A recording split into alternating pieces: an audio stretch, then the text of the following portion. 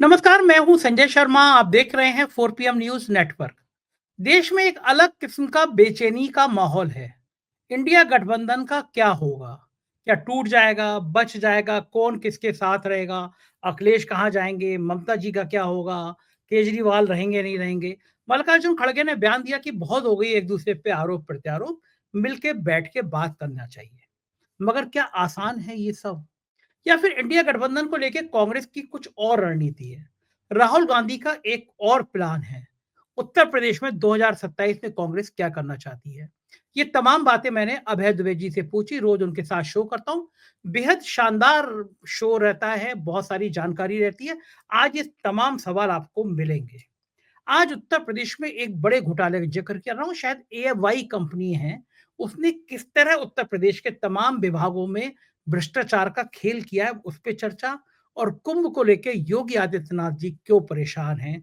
क्यों पत्रकारों को निशाना बनाया जा रहा है? क्यों लगातार एक के बाद एक एफआईआर हो रही हैं? जो बोल रहे हैं उन पे कार्रवाई की बातें हो रही हैं। आखिर डर क्या है?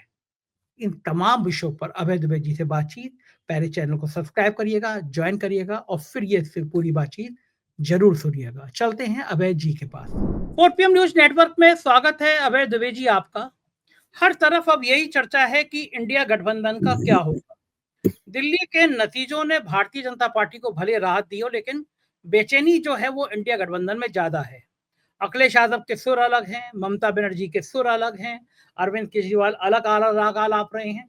मल्लिकार्जुन खड़गे जी ने कहा है कि भाई अब ये क्या फायदा होगा, एक दूसरे के खिलाफ आरोप प्रत्यारोप लगाओ, मिलके बैठ के बात करनी चाहिए। पंजाब कांग्रेस के नेता कह रहे हैं कि हमारे संपर्क में बहुत सारे केजरीवाल के विधायक हैं, हम सरकार बना लेंगे। केजरीवाल के विधायक कह रहे हैं कि इनके बाजवा जी के अपने ही भाई नहीं है इनके साथ। बड़ा बड़ा हौच पौच चल रहा है। बड़ा कंफ्यूजन हो रहा है कि क्या इंडिया गठबंधन बचेगा अभय जी, या इंडिया गठबंधन खत्म हो जाएगा? ये लड़ाइयाँ कहाँ रुकेंगी? देखिए, मुझे तो खैर इन सब बातों से बड़ा विनोद हो रहा है। उसकी वजह ये है कि जो लोग इंडिया गठबंधन के इतिहास को अच्छी तरीके से जानते हैं और नजदीकी से उसकी प्रगति का अध्ययन किया है, उन्हें कोई बेचैनी नहीं है, उन्हें कोई परेशानी नहीं है। ये परेशानी दूसरे ऐसे लोगों को है जिनकी जानकारी आधी अधूरी है और अधकचरी है, और उसी अधकचरी जानकारी के आधार पर मीडिया में वो अपना खेल चला रहे हैं। मैं आपके सामने एक बात स्पष्ट रूप से कहता हूं, कांग्रेस जिस दिन चाहेगी कांग्रेस, उसी दिन इंडिया गठबंधन का दफ्तर बन जाएगा, उसी दिन उसका सचिवालय बन जाएगा, उसी दिन उसका संयोजक नियुक्त हो जाएगा, उसी दिन कॉमन मिनिमम प्रोग्राम लिख जाएगा, उसी दिन उसके प्रवक्ताओं की टोली तैयार हो जाएगी। सब कुछ हो जाएगा। कांग्रेस जिस दिन चाहेगी, 1 हफ्ते के अंदर कांग्रेस इस काम को कर देगी, ज्यादा 15 दिन लगेंगे। मैं आपके सामने भविष्यवाणी कर रहा हूं। ये सब इसलिए नहीं हो रहा है कि कांग्रेस नहीं चाहती। अब थोड़ा सा मैं आपके इस अपने इस वक्तव्य की रोशनी में इसके इतिहास पे, जो इतिहास हम सबको पता है, केवल याद ताजा करने के लिए मैं उसको दोहरा रहा हूं। जब नीतीश कुमार ने एनडीए छोड़ के महागठबंधन में कदम रखा, तो मल्लिकार्जुन खड़गे, सोनिया गांधी और राहुल गांधी ने एक मौन सहमति के आधार पर उनको प्रोत्साहित किया कि वो जाएं और देश में जितने भी गैर भाजपा शक्तियां हैं उनकी गोलबंदी करें, विपक्ष की एकता के लिए। नीतीश कुमार ने सारे देश का दौरा किया, सब लोगों से वो मिले मिलाए, और वास्तव में एक विपक्ष का गठबंधन लोकसभा चुनाव से पहले एक आकार लेने लगा।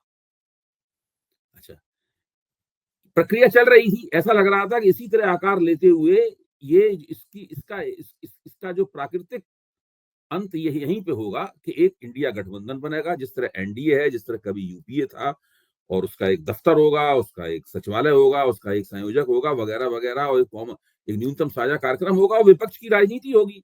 तो इंडिया बनाम एनडीए बनाम इंडिया होगा। ये सब चीजें हम लोगों ने उम्मीदें इस तरह की बांध ली, लेकिन तभी कांग्रेस ने अपनी नीति बदल दी। कांग्रेस ने इंडिया गठबंधन को ठोस रूप लेने से रोक दिया। कांग्रेस ने उसको औपचारिक रूप ग्रहण नहीं करने दिया। आपको ध्यान होगा कि नीतीश कुमार को संयोजक बनने से किसने रोका था? जब नीतीश कुमार का नाम आया तो जो व्यक्ति खड़ा हुआ था उसका नाम था राहुल गांधी। राहुल गांधी ने खड़े होकर कहा कि भाई ममता बनर्जी नहीं चाहती हैं, तो इनको कैसे बनाया जाए, उनसे पूछा नहीं गया है, उनको बड़ा आपत्ति है इस बात के ऊपर। और वहां सब लोग, सीताराम येचुरी सब चाहते थे, अखिलेश चाहते, सब चाहते थे कि नीतीश कुमार को बना दिया जाए।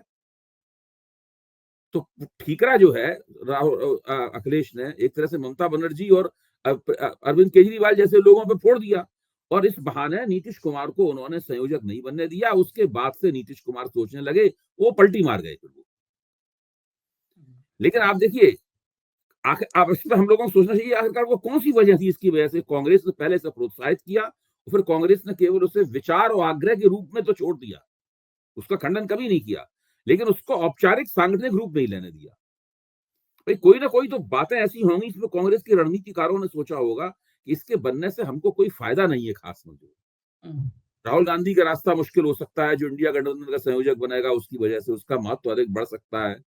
और फिर कांग्रेस 3 राज्यों में चुनाव भी हार गई थी, उसको लगा होगा कि शायद अब हम इंडिया गठबंधन में क्षेत्रीय शक्तियों का पहले की तरह अगर हम चुनाव ये जीत जाते तो हम ज्यादा अच्छी तरह मुकाबला कर सकते थे। बहुत से इसके कारण हो सकते हैं, इनके ऊपर हम लोग सोचते रह सकते हैं। इसीलिए मैं बार बार कहता हूं, जब तक कांग्रेस नहीं चाहेगी तब तक इंडिया गठबंधन वह ठोस रूप अख्तियार नहीं करेगा जो हम चाहते हैं कि अख्तियार करें। क्योंकि कांग्रेस, और उसके बाद जैसे ही कांग्रेस, मान लीजिए कांग्रेस आज की तारीख में तय करती है कि इंडिया गठबंधन को ठोस रूप, सबको निमंत्रित करेगी, कौन आने से मना कर देगा? वो किसी को भी नामजद कर सकते हैं कांग्रेस के सहयोग से। ममता बनर्जी को नामजद किया सकता था। आज अखिलेश के एक प्रवक्ता कह रहे थे कि अखिलेश जी भी तैयार है नेतृत्व करने के लिए। अखिलेश जी को मौका मिलेगा तो बड़ी प्रसन्नता से इंडिया गठबंधन का नेतृत्व करेंगे। ममता बनर्जी पहले भी इच्छा व्यक्त कर चुकी हैं। अच्छा, कांग्रेस न खुद बनना चाहती है न किसी और को बनाना चाहती है। तो ये क्यों इसलिए इंडिया गठबंधन की हैसियत केवल सदन के पटल पर गैर भाजपा विपक्ष के बीच में संयोजन कैसे हो, समन्वय कैसे हो, केवल इस काम की रह गई है। इंडिया गठबंधन वहीं तक सीमित रह गया है। उसमें भी कभी कभी खलल पड़ जाता है, जो गौतम अडानी के मसले पर खलल पड़ गया, आप उसको अपवाद स्वरूप कह सकते हैं, लेकिन उस खलल पड़ा था, बाकी मसलों पर वो लोग एकजुट है। तो दरअसल इंडिया गठबंधन केवल इस स्थिति में है, और ऐसा तब तक रहेगा जब तक कि लोकसभा चुनावों की राजनीति के ऊपर से विधानसभाओं की राजनीति का साया खत्म नहीं हो जाता। आपको ध्यान होगा पिछली बार भी जब वो तीनों राज्यों के चुनाव पूरे हो गए, उस जब लगा अब आगे लोकसभा चुनाव तक कोई विधानसभा चुनाव नहीं है, तभी इंडिया गठबंधन की राजनीति परवान चढ़ी थी। जब तक वहां पे हो रहा था तब तक तो अखिलेश के बीच में और कमलनाथ के बीच में तकरार चल रही थी, कहीं किसी के बीच में तकरार चल रही थी। कोई गठबंधन बन ही नहीं सकता है। दूसरी बात यह है कि जैसे हम लोग जब कहते हैं ना कि वो पार्टी डोमिनेंट पार्टी है, हिंदी में इसको प्रोफेसर योगेश अटल ने कहा था एक दल महाप्रबल। तो ये महाप्रबल पार्टियां हैं अपने अपने इलाके में। कांग्रेस बहुत से राज्यों में महाप्रबल है। कांग्रेस हरियाणा में महाप्रबल है, कांग्रेस केरल में महाप्रबल है, कर्नाटक में महाप्रबल है, फिर ये मध्य प्रदेश, छत्तीसगढ़, गुजरात, राजस्थान, हिमाचल प्रदेश, उत्तराखंड, गोवा, सब जगह कांग्रेस महाप्रबल है। आम आदमी पार्टी मानती है कि वो पंजाब और दिल्ली में महाप्रबल है, तो वो द्रविड़ मुनेत्र कड़गम तमिलनाडु में महाप्रबल है। तो ये जो महाप्रबल पार्टियां होती हैं वो अब किसी को कोई गुंजाइश नहीं देती। वो तभी गुंजाइश देती है जब उनकी मजबूरी होती है। जैसे बिहार और उत्तर प्रदेश में जो महाप्रबल पार्टियां हैं, राष्ट्रीय जनता दल और समाजवादी पार्टी, उनकी मजबूरी है, उन्हें कांग्रेस की जरूरत है, इसलिए वहां पे उनके गठबंधन बने हुए हैं, और वो कांग्रेस को न जाने देंगे ना कांग्रेस उन गठबंधनों से बाहर जाएगी। बाकी जहां पर इस तरह की मजबूरी नहीं है वहां कांग्रेस गुंजाइश देगी किसी दूसरे को। टीएमसी कहां कांग्रेस गुंजाइश देने को तैयार है, ममता बनर्जी नेतृत्व करने को तैयार है, लेकिन कांग्रेस के लिए कोई गुंजाइश छोड़ने को तैयार नहीं है, और किसी के लिए कोई गुंजाइश छोड़ने को। उन्होंने साथ में यह भी कहा कांग्रेस का पश्चिम बंगाल में अस्तित्व नहीं है, हमें उनकी जरूरत नहीं है। अच्छा, ये कांग्रेस के लिए अच्छा है या खराब है अगर इंडिया गठबंधन नहीं बन पा रहा? तो अच्छे खराब होने का सवाल नहीं है। राजनीतिक जो परिस्थिति होती है उसके मुताबिक राजनीति चलती है। वो हम लोगों की विशफुल थिंकिंग, हम लोग जो चाहते हैं ऐसा हो, इस तरह थोड़ा चलेगी वो। ये तो हम लोग मीडिया कर्मी हैं, हम लोग सोचते हैं कि एक मोर्चा है मोदी के नेतृत्व में, एक मोर्चा रहे राहुल के नेतृत्व में, एक तरफ रहे नेशनल डेमोक्रेटिक अलायंस, दूसरी तरफ रहे इंडिया अलायंस, जैसे कभी यूपीए अलायंस हुआ करता था। इस तरीके से हो, हमें फिर राजनीतिक समीक्षा करने का मौका मिले, हैं सब लोग हमेशा एकजुट होंगे कैसे? तो ये इस तरह की तमाम मुश्किलें हैं। और चूंकि कांग्रेस बहुत शक्तिशाली पार्टी नहीं है, कांग्रेस की अभी केवल 99 सीटें हैं। अगर कांग्रेस की 200 सीटें होती तो कांग्रेस दूसरी स्थिति में होती, तब वो इंडिया गठबंधन का नेतृत्व दूसरे तरीके से करती। तो भाजपा अच्छा, ज्यादा शक्तिशाली पार्टी है, तो वो एनडीए का ज्यादा अच्छे तरीके से अपने मर्जी से नेतृत्व कर सकती है। जिसको चाहती है रखती है, इसको चाहती है निकाल देती है, इसको चाहती है जितनी सीट देती है, कहती है अच्छा हम तुम्हें 20 सीटें दी, 5 लोग हमारे हमारे लोगों को बनाओ उम्मीदवार। ये कांग्रेस कर सकती है, बाकी पार्टियां नहीं कर सकती हैं। लालू यादव वहां कर सकते हैं ऐसा, बिहार में वो जिन अपने सहयोगी दलों को सीट देते हैं और साथ में कहते हैं 2-3 हमारे उम्मीदवार भी उन्हें घुसेड़ो।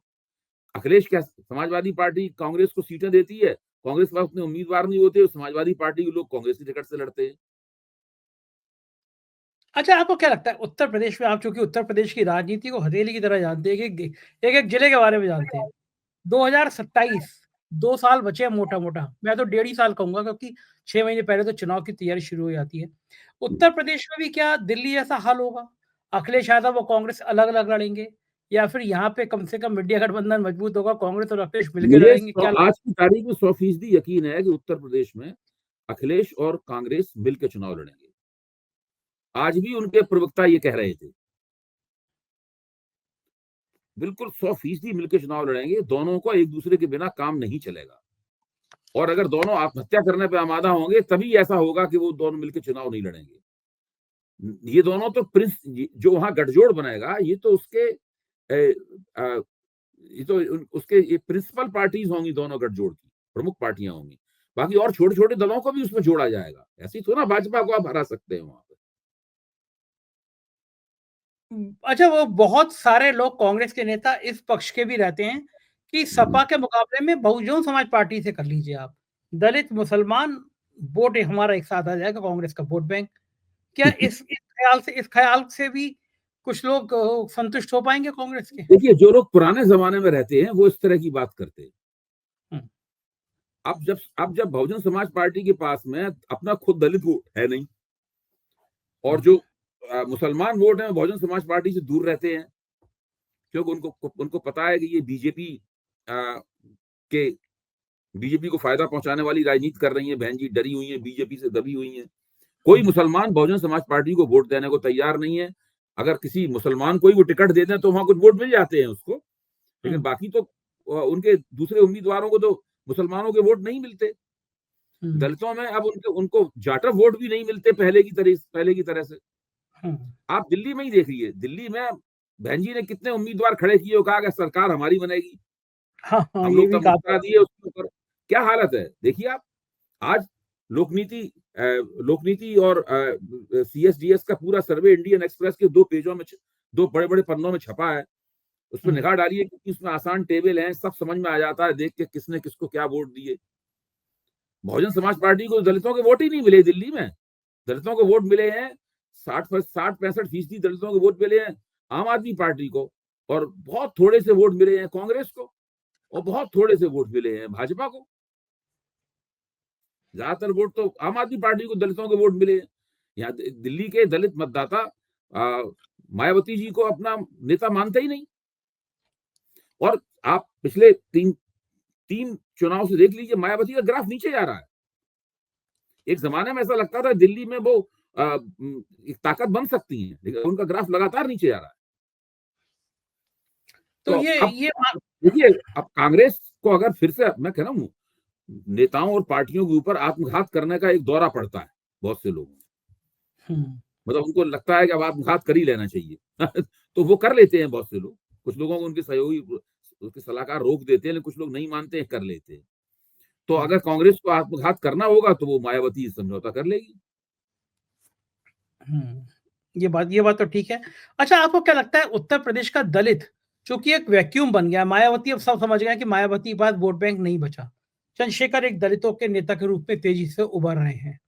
अब वो जो दलित वोट है, जो मायावती का वोट बैंक था, खास तौर से वो जाट समुदाय, आपको क्या लगता है वो किधर जाएगा? वो बीजेपी में जाएगा, वो समाजवादी पार्टी में जाएगा या वो कांग्रेस में जाएगा, किधर इस जाएगा? वक्त फ्लोट कर रहा है वो।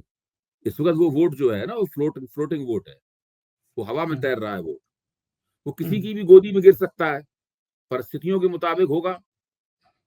अगर जिसका जो मजबूत, अब दलित कोई ऐसा बात नहीं है कि भारतीय जनता पार्टी का विरोधी ही हो, ऐसा भी नहीं है कि भारतीय जनता पार्टी का समर्थक भी हो। वो भारतीय जनता पार्टी में आता रहता था। जाटव लोग आमतौर पर भाजपा को पसंद नहीं करते, जो उत्तर प्रदेश के दलितों में ज्यादा है, 100 में तकरीबन 70 दलित जाटव है। तो वो जाटव लोग भाजपा को पसंद नहीं करते। बाकी जो 30% है वो भाजपा को वोट देते रहे, फिर भी वोट दे सकते हैं। लेकिन अगर होशियारी से राजनीति की जाए तो वो भाजपा के अलावा भाजपा की बजाय कांग्रेस को वोट देना ज्यादा पसंद करेंगे। वो कांग्रेस के प्रति अधिक सहज होंगे, जो लोकसभा चुनाव में हम देख चुके हैं। तो लोकसभा चुनाव में दलितों ने दिखाया कि वो अगर कांग्रेस समाजवादी पार्टी के साथ रहे तो समाजवादी पार्टी के उम्मीदवारों को भी वोट देने से उनको परहेज नहीं है। ये पहली बार मुझे दिखाई पड़ा था वहां पर। तो ये समाजवादी पार्टी और कांग्रेस के गठबंधन की संभावनाओं को और मजबूत करता है ये पहलू। इससे दो फायदे होंगे उनको। एक तो मुसलमानों का वोट पूरी तरीके से कंसोलिडेट हो जाएगा, एकताबद्ध होकर, ध्रुवीकृत होकर इंडिया गठबंधन के पक्ष में चला जाएगा, कोई भ्रम नहीं रहेगा उनके बीच में। दूसरे, दलित वोटों को न केवल कांग्रेस के उम्मीदवार को दलित वोट मिलेंगे, बल्कि समाजवादी पार्टी को भी दलित वोट मिलेंगे। जो दलित वोटर हैं उनको यह भी विश्वास होगा कि वो ऐसे गठबंधन को वोट दे रहे हैं जिसके उम्मीदवार जीत सकते हैं, जो भाजपा को हरा सकता है। बहुजन समाज पार्टी के बारे में तो ये विश्वास ही नहीं रह गया है लोगों को।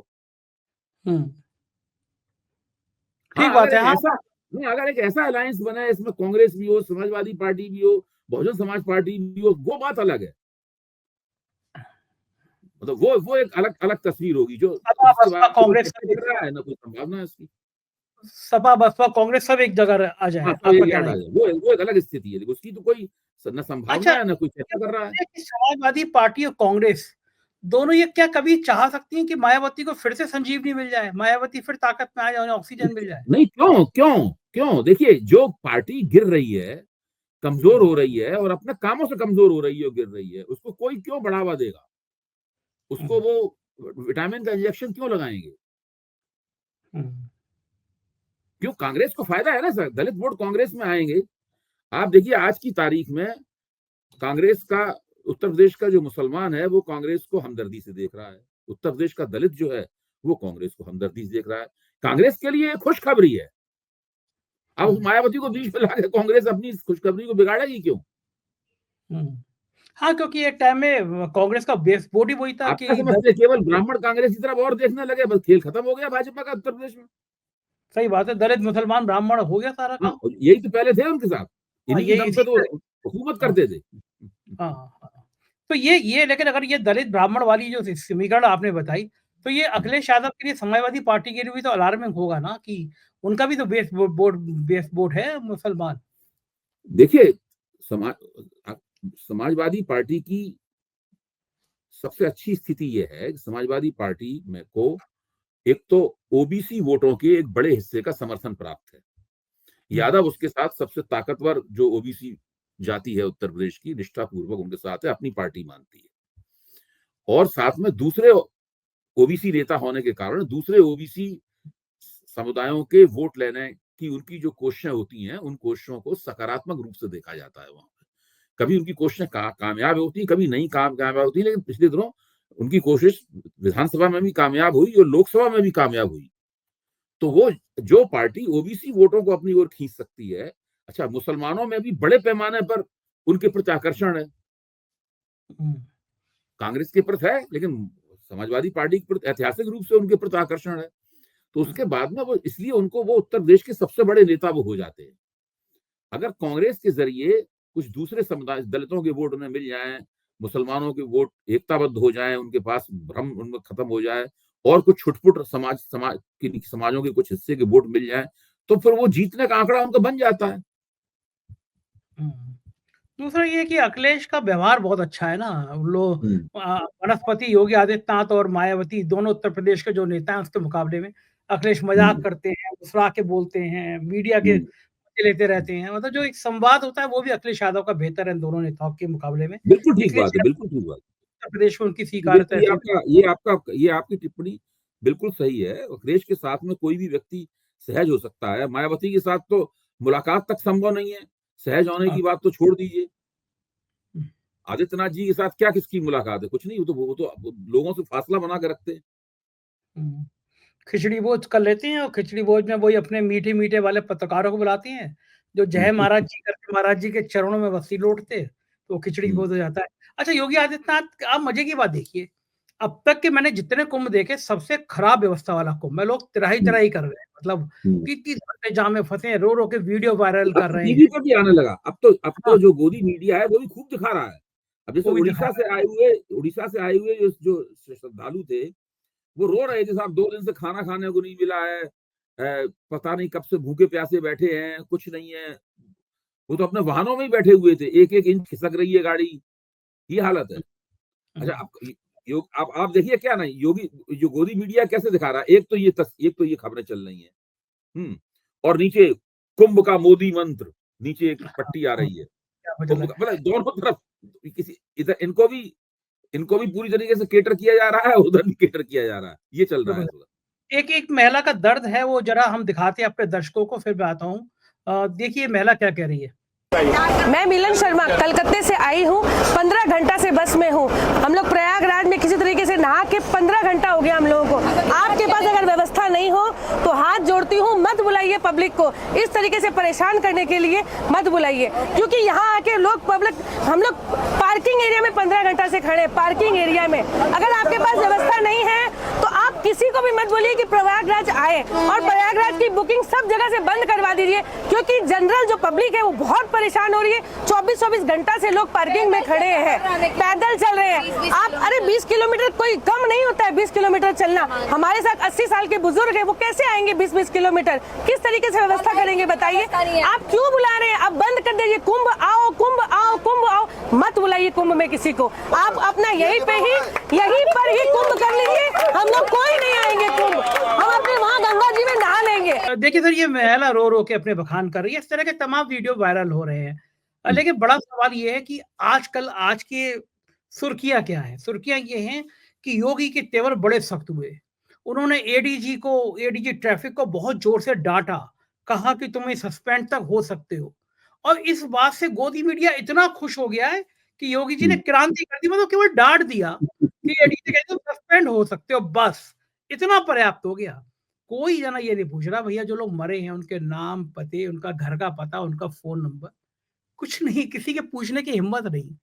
जो सवाल पूछ रहे हैं, जो चंद लोग पूछ रहे हैं, उसमें से 2-3 दर्जन पे तो एफआईआर हो गई हैं वहाँ पे, अलग-अलग कि इन्होंने गलत दिखाया, उन्होंने गलत दिखाया, बाकी का नंबर है और बाकी के खिलाफ जितनी वो प्रतिरोधात्मक या बल्कि दुश्मनी वाली जो चीज़ें हो सकती है, वो सब करने की तैयारी है मेरी जानकारी के मुताबिक।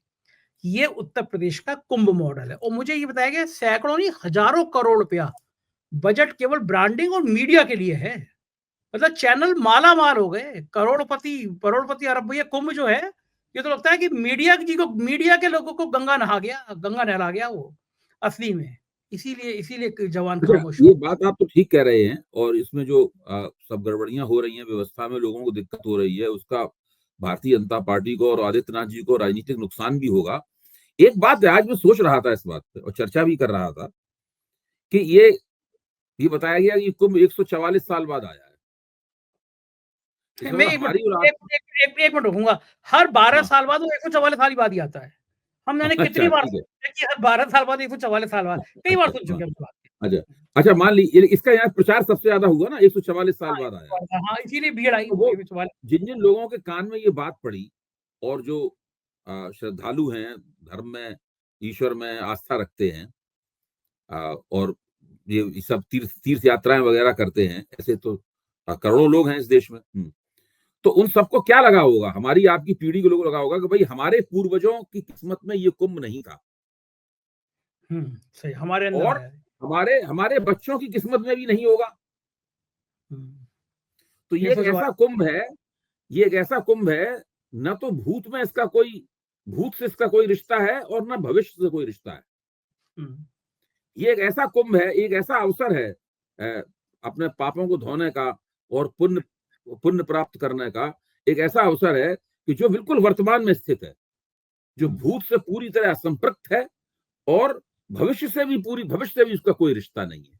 हुँ, तो ये इस तरह का प्रचार करके ऐसा माहौल बना दिया है, तभी तो हालत ये है कि जो ट्रेनें ठसी हुई हैं, लोग खिड़कियाँ तोड़े दे रहे हैं, और नौजवान लोग लोगों के सिरों के ऊपर से रपटते हुए खिड़कियों में घुस रहे हैं। और अभी मुझे पता चला है कि लखनऊ, दिल्ली से लखनऊ तक का टिकट 18,000 रुपए का हो गया है। बहुत सब टिकट सब बहुत महंगे हो गए हैं सब जगह। बहुत बुरी हालत है, लोग चल फिर नहीं पा रहे हैं। अब बनारस में जो स्नान का पर्व आया है, उसमें भीड़ देखिए, वो कुंभ की भीड़ का मुकाबला कर रही है। हाँ, अयोध्या में भी ये हाल हो गया है। हाँ, तो अभी क्या इलाहाबाद स्थिति से हो रही है? बनारस, बनारस से अयोध्या, मतलब ये तीनों जगह हाँ, जा रहे हैं। अरे क्या जब स्थिति हो रही है? आपके बस की बात नहीं थी तो आपने न्यूज़ क्यों लिए थे? आपको पता था कि हुँ, आपकी हैसियत नहीं है 10 करोड़ बुलाने की। अब हुँ, 44 करोड़ सिर गिन लिए हैं कि 45 करोड़ ने गंगा स्नान कर ली।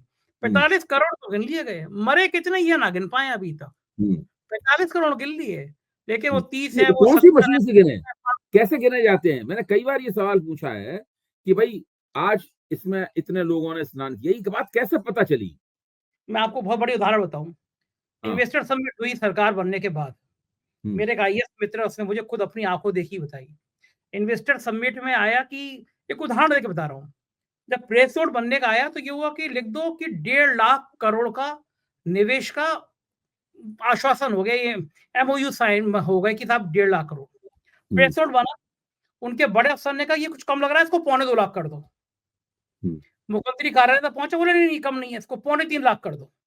हुँ, मतलब 1.5 लाख का वो 3.5-4 में एक आपको आंकड़ा बता रहा हूँ, आगे पीछे हो सकता है। ऐसे 1.5-2 लाख करोड़ का निवेश तो ऐसे ही केवल प्रेस नोट पे इसको बढ़ा दो और वो निवेश नहीं आया होगा 500, 100, 200 करोड़ का भी।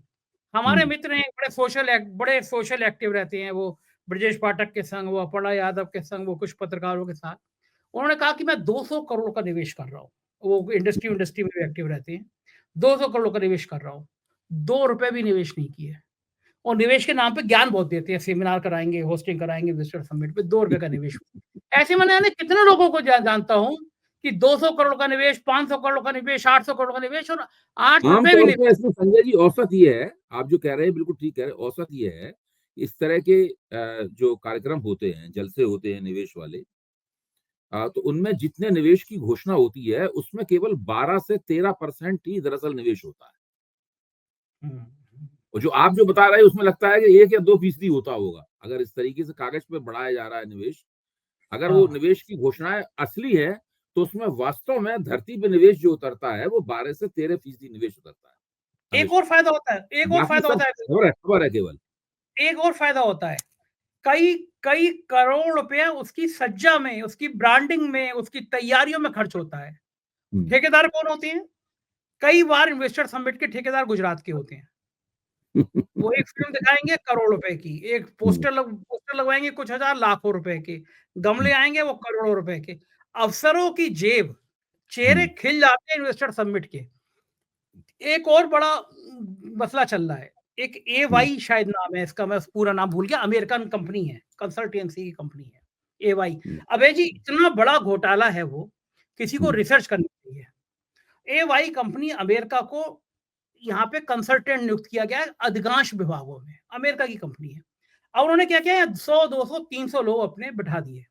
मैं उदाहरण दे रहा हूँ आपको कि सपोज़ आवास विकास परिषद है। अब हुँ, उन्होंने कहा कि साहब जो हमारे ठेके होंगे, हमारे टेंडर निकलेंगे वो एवाई जो कंपनी है, वो कंसल्टेट करके बनाएगी।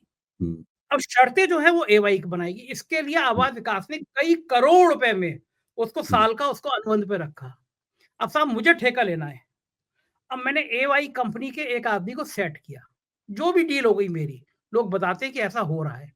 और हुँ, उस डील में मैंने कहा ये भैया 10% पैसा पकड़ो, 2 करोड़, 5 करोड़, ये 3 शर्तें डाल दो। ये जो काली शर्ट पहन के आएगा जिस पे ऐसे सफ़ेद-सफ़ेद दाग पड़े होंगे, लगे होंगे, निशान बने होंगे, वो इसके लिए एलिजिबल है। यानी अपनी जो कंपनी आपकी फॉरमेट पूरी करती हो कि भैया जिसके 70 लाख सब्सक्राइबर होंगे वो ही डाल सकता है ठेका। तो इस तरह उसने ठेकेदारी की शर्त बनाई और ये अधिकांश विभागों में है। और एवाई कंपनी उत्तर प्रदेश के 80% विभागों में करोड़ों अरबों रुपए का भ्रष्टाचार कर रही है। अब ये बताया गया मुझे, मैं पुष्ट नहीं हूं, लेकिन मेरे विश्वस्त सूत्र ने बताया कि इलाहाबाद में, प्रयागराज में, कुंभ में जो ये रोड मैपिंग का काम दिया गया कि कहां कितनी भीड़ होगी, ये भी एवाई को दिया गया। अब आप सोचिए कि अमेरिका की कंपनी वो उत्तर प्रदेश का विकास मॉडल तय कर। मैंने कई बार अफसरों से पूछा, कोई अधिकृत बयान नहीं देता। अब मैं आरटीआई में कल ही लगाता हूँ, इसमें आरटीआई में जानकारी हासिल करूंगा, पता चलना चाहिए आरटीआई के जवाब भी। कुछ थोड़े से अगर इसके प्रमाण मिल जाएं तो हम लोग उनके बारे में ज्यादा बढ़िया चर्चा कर पाएंगे। कल ही आरटीआई लगाता हूँ मैं, प्रमाण मिले, दस्तावेजी जो हम दिखा सकें अपने। कल ये लगाता हूँ आरटीआई। सरकार वैसे भी ज्यादा ही खुश होगी मुझसे, दोबारा से मेरी जांचें वांचें खुलेंगी, लेकिन होना चाहिए, कुछ ना कुछ होना चाहिए, बहुत ठंडा रहना भी नहीं चाहिए, थोड़ा माहौल गर्म रहना चाहिए। मैं देता हूँ, कल आरटीआई लगाता हूँ, देता हूँ, निवेश करता हूँ। लेकिन बढ़िया चर्चा हो गई, बहुत बहुत शुक्रिया अभय जी, इतनी सारी बातचीत करी, थैंक यू। तो इतने अभय द्विवेदी जी, और मुझे यकीन है कि आपको ये बातचीत पसंद आई होगी। इंडिया गठबंधन के व्यापक राजनीतिक दृष्टिकोण से ये बातचीत वाकई महत्वपूर्ण भी है। कैसी लगी बातचीत? प्यार भरे कमेंट के साथ जरूर बताइएगा। शुक्रिया, थैंक यू।